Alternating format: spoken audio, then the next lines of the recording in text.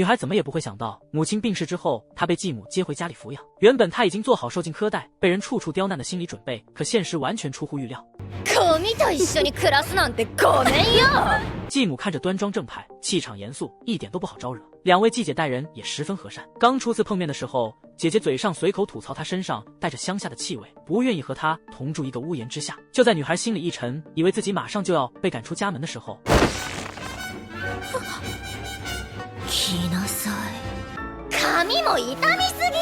一场暖心的家常日常就此开启。大姐打算带着她去烫一头卷发，改造外形，可二姐却觉着女孩原生的模样更加适配她的气质。之后，姐妹二人翻出各式各样漂亮衣裳，拿给女孩挑选。两个人因为穿搭这件小事吵了起来，吵闹声引来了继母的训斥。看见两个姐姐打心底惧怕继母，女主不由得心头忐忑不安。可她万万没想到，继母过来并不是冲着姐妹俩发火，而是专程过来准备替她收拾安排专属的居住房间。紧接着，全家人一块去到书房打扫卫生。女主暗自揣测，收拾她这个庶女的住处，大概率会惹得两位姐姐心生厌烦。可事情再一次和预想背道而驰，姐妹俩干劲十足，早早商量好了分工，迫不及待动手干活。眼前的一切彻底打破她固有的认知。别说继母欺负她，这一大家子待人全都格外亲切。正当她鼓足劲头打算帮忙打扫，往前走了几步，撞见大姐正在原地摸鱼偷懒。大姐看见她之后也没有慌忙躲开，反倒拿起手边的书本，开口询问女主有没有读过这本书。女主长久居住在偏僻乡下，从来没有接触过书本，只能摇头回话。这一刻，女主的心揪了起来，害怕对方嫌弃自己没有上过学，见识浅薄。可大姐压根没有半点轻视，兴致勃勃想要和她分享书上有趣的内容。二姐得知女主从没看过课外读物之后，同样十分兴奋。姐妹二人因为先给谁推荐书籍争执不休，两个人喜好截然不同，为此吵了整整2分半钟才平复情绪。最后大姐争辩获胜，由她念书读给女主听。这时二姐无意间爆出大姐的小秘密，大姐有着很喜欢被别人依赖的性格，让女主尽管放心去麻烦依靠她。之后意外突如其来，大姐翻书的时候指尖被纸页划破，女主慌忙掏出手帕帮她止血，慌乱间拿出了过世母亲遗留下来的旧手帕。她害怕破旧，带着回忆的手帕会遭到旁人嫌弃，没曾想大姐瞬间红了眼眶，落下眼泪，满心愧疚，责怪自己太不小心，把手帕沾上血迹，很难清洗干净。旁人告知民间土方白萝卜汁水可以洗掉血渍，女主不想再麻烦一家人，这块手帕本就已经老旧，丢掉也无妨。她已经好好陪伴自己很长一段时间，使命已经完成。可继母得知这件事后十分通透，她丝毫不会介意女主一直怀念亲生母亲，心里惦记着过世的亲人是一件无比珍贵的事情，叮嘱女主好好珍藏这份遗物。而且继母也表明，只依靠白萝卜汁水很难彻底洗干净血迹，之后会教她稳妥的清洗办法。無事蘇りましたね。ありがとうございます。书房的清扫工作差不多收尾，屋内还漂浮着不少灰尘。出于健康考量，继母决定今晚先安排女主暂住客房。夜幕慢慢降临，身处全然陌生的大房子，女主辗转反侧，睡不着觉。从前每一晚都是亲生母亲陪着她入眠，哪怕乡下的居住条件简陋困苦，她依旧能够安稳熟睡。睡不着的她打算出门上厕所，借此平复心绪。这座宅邸规模庞大，她很担心出门之后迷路。让她倍感暖心的是，两位姐姐一路护送她去往洗手间。光是送到厕所还不算完事，夜里走廊光线昏暗，害怕她心生恐惧。完事之后，姐姐们又护送她回到住处，全程贴心陪护。女主心底十分渴望姐姐留下来陪自己过夜，可人家已经帮了自己太多忙，她不好意思开口求助。关上房门之后，她立马就后悔，正要开门出去呼喊二人，转头就看见两位姐姐守在她的房门口。姐姐们早就看穿了她的心思，决定留下来陪着她睡觉。要是夜里睡不着，可以一块打牌消遣，肚子饿了随时能够准备夜宵。眼前美好的一切像一场不真实的美梦。有两位姐姐相伴，她很快便泛起困意，只是她每次张口都是生硬的叫着大姐、二姐，显得格外生疏。于是姐妹二人让她更换专属称呼，避免之后喊姐姐的时候容易混淆。之后女主偶然得知一桩冷知识，继母的房间修建了可以连通家中所有屋子的秘密通道，不管哪个房间出事，继母都可以第一时间赶到。适应完全新的称呼，女主鼓起勇气试着喊继母一声母亲。お母様。お前にそう呼ばれる筋合いはありません。可这一声呼唤却让继母神色严肃，十分不悦。女主以为自己得寸进尺，惹恼长辈，内心惶恐不安。事实却截然相反，继母由衷敬重女主的亲生母亲，那位柔弱的女子独自一人辛苦将孩子拉扯长大，十分伟大。继母不愿意让女孩强迫自己割舍掉过往的回忆，强行把自己当成新的母亲。就在女主已经拥有家的归属感之时，她的外婆突然登门造访，想要接走女孩。外婆经过再三思索，认为把外孙女托付给继母一家太过草率，她害怕身为庶女的女孩很难融入大户人家，平日里一不小心犯错就会给这一家人增添麻烦。按照常理来讲，外婆的顾虑无可厚非，可两位继姐率先站出来回绝了外婆的提议。大姐直言根本不怕女孩会添麻烦，责怪女孩总是藏起真心话。二姐也上前和外婆沟通，但最终的选择权依旧交到女主手上。放在刚来的时候，她大概率会顺从外婆跟着离开，可如今她遵从内心，想要留在这个温暖的新家。她向全家人保证自己会刻苦学习，尽量不给众人添乱。只是她这番想法还是太过见外。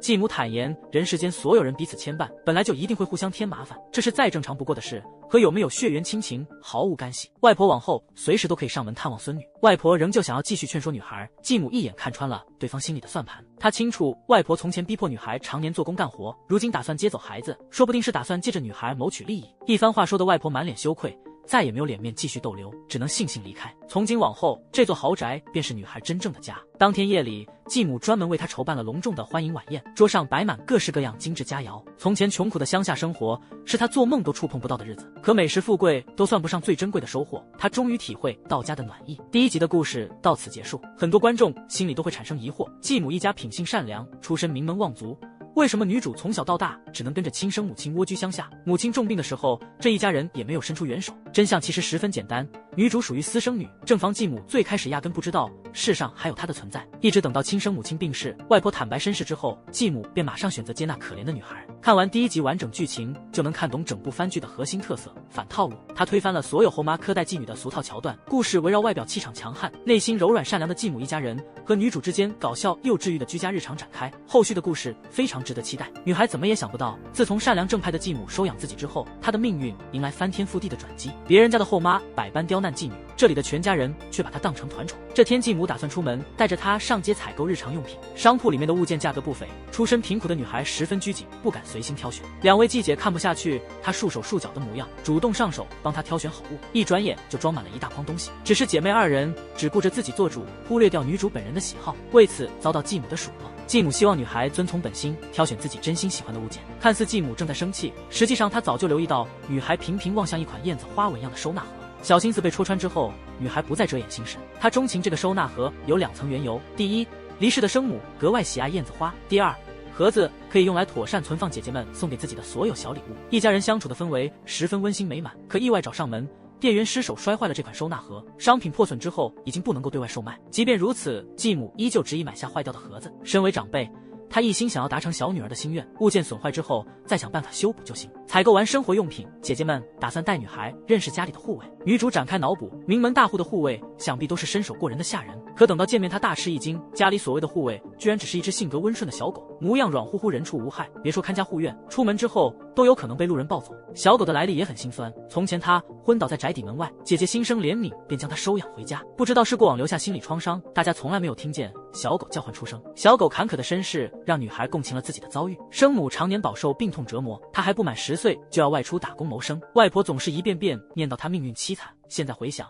长辈不停灌输她可怜的念头太过自私，只会不断加重她骨子里的自卑。之后大家带着小狗出门散步，这不单单只是遛狗，继母借着遛狗的机会帮助内向的女孩拓展社交圈子。小狗和女主境遇相近，她结识的狗狗伙伴全都十分友善，女孩越发喜爱这条小狗。某天她准备探索偌大的宅院，宅邸结构错综复杂，就像迷宫一般。正巧女仆长忙着准备早饭，小狗贪玩不肯回家，女孩便主动提出牵住小狗，借着遛狗熟悉整座大房子。往前走了没多久，她察觉到前方有动静，定睛一看，原来是大姐。她一直很好奇大姐平日里的日常，于是躲在远处悄悄观望。这时女仆端来一杯红茶递给大姐，女仆内心惶恐不安，家族家规严苛，私下给主子送茶水，一旦被女仆长发现，很有可能遭到辞退。大姐贴心安抚女仆，保证不会向外泄露这件事情，还坦言若是女仆被开除，自己往后便喝不到这么好喝的红茶。哪怕女仆泡茶手艺普通，大姐依旧愿意体谅底层下人。女孩将大姐温柔的举动尽收眼底。接着她又听见二姐那边传来吵闹声，原来是二姐抢着帮园艺师干活。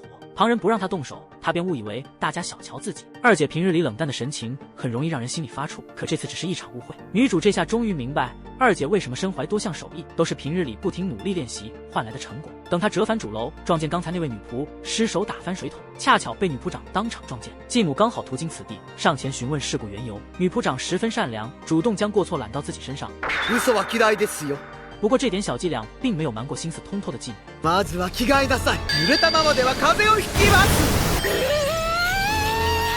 从前女孩在富贵人家打工的时候，那些主子从来不会体恤仆人的难处。对比之下，继母看着规矩严苛，心底却格外温柔，偶尔还十分风趣幽默。能够生活在这里，她满心知足。很快就到午饭时间，两位姐姐迟迟不见女主现身，正要前去寻找，继母已经抢先一步。长时间逛街采购耗尽了女孩所有精力，她沉沉睡了过去。一家人小心翼翼为她盖上被褥，不忍心吵醒她。等女主睡醒之后，姐姐告诉她，今天是撒豆节，家族习俗规定，一人扮演恶鬼，其余家人朝着恶鬼抛撒豆子，以此驱除整年的厄运。她下意识觉得自己会被推选扮鬼，可事实再次反转，姐姐们安排她负责抛豆子，还贴心提醒她木盒边角锋利，小心划伤手掌。女孩直接拒绝了这份叮嘱。常年干体力活的她力气很大，害怕用力过猛，豆子伤到姐姐。继母见状严肃开导她，强悍的力量的确容易误伤旁人，但同样也能够用来守护所爱之人。于是继母主动担任恶鬼，让女主朝自己撒豆驱邪。众人来到屋外，女主嘴上百般推脱，动手的时候毫不手软，全力将豆子投掷出去。豆子冲击力极强，可继母却安然无恙，还开口夸奖女孩做得很棒。仪式结束之后，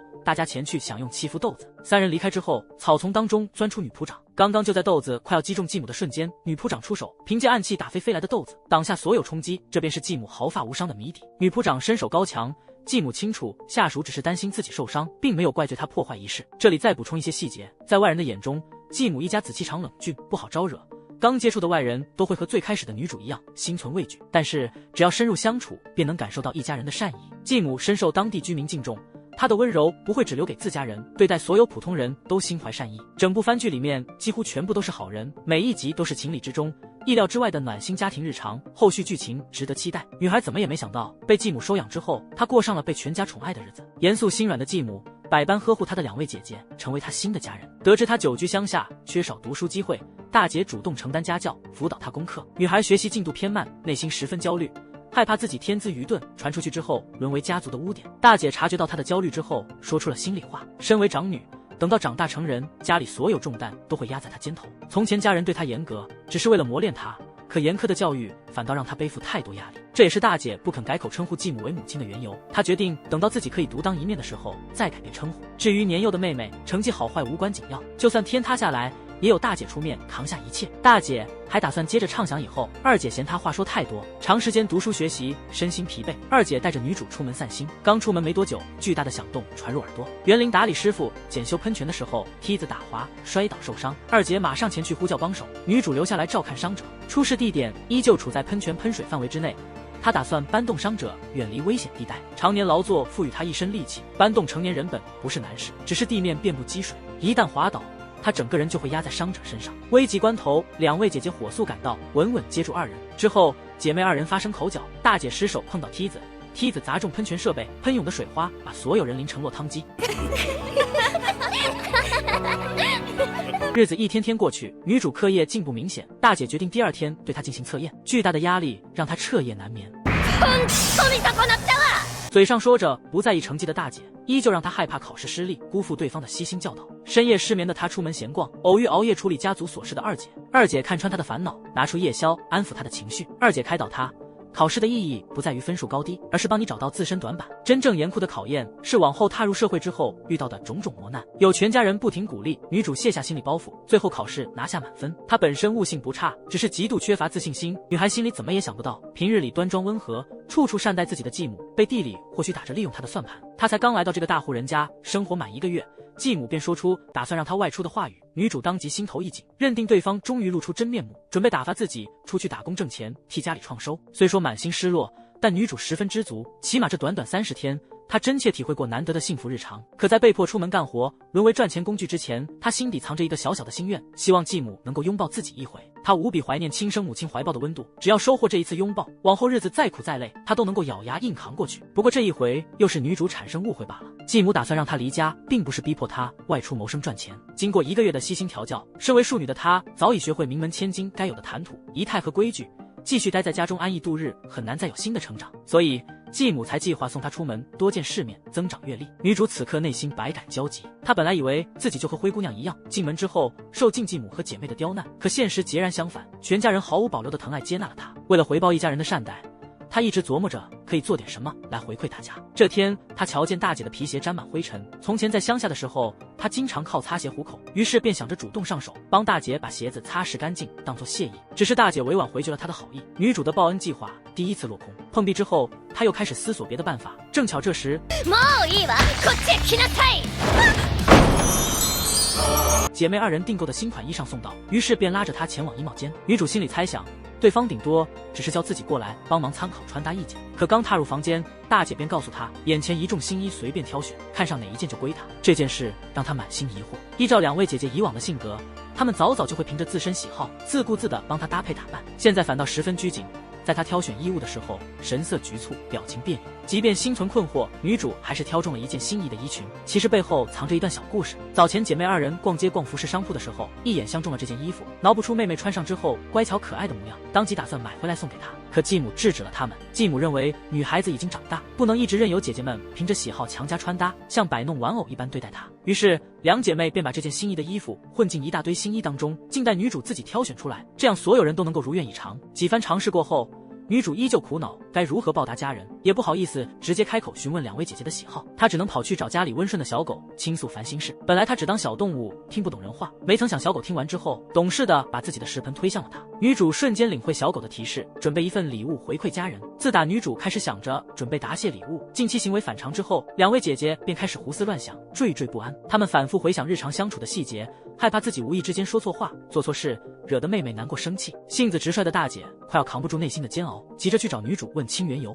心思缜密的2姐则劝阻她鲁莽行事，比起冲动上前，先要摸清妹妹心底的诉求。为此，她甚至在脑海里面构思出200套应对方案，绞尽脑汁琢磨该怎样哄好妹妹。女主完全不清楚2位姐姐正在私下密谋，只看见她们2人在餐桌边上低声嘀咕。一旁的继母看不下去饭桌之上吵吵闹闹的举动，提醒她们女孩子举止应当端庄文雅。受到提醒之后，姐妹俩慌忙表示已经用餐完毕，准备离席。这时女主连忙出声叫住2人，转身从厨房端出一份亲手烘烤的苹果派。她之前看书了解到，国外家庭常会同吃苹果派，代表阖家团圆。于是她拜托女仆长教会自己烘焙手艺，打算亲手制作甜品，当作答谢全家人的心意。所有人品尝过后都十分喜爱这份甜点，可女主还是觉着这份报答远远不够，依旧寻找能够出力的小事。刚好大姐用完餐准备前去泡澡，女主主动提出可以帮她擦洗后背。2姐当然不愿意错过和妹妹相处的机会，立刻跟着一块前往浴室。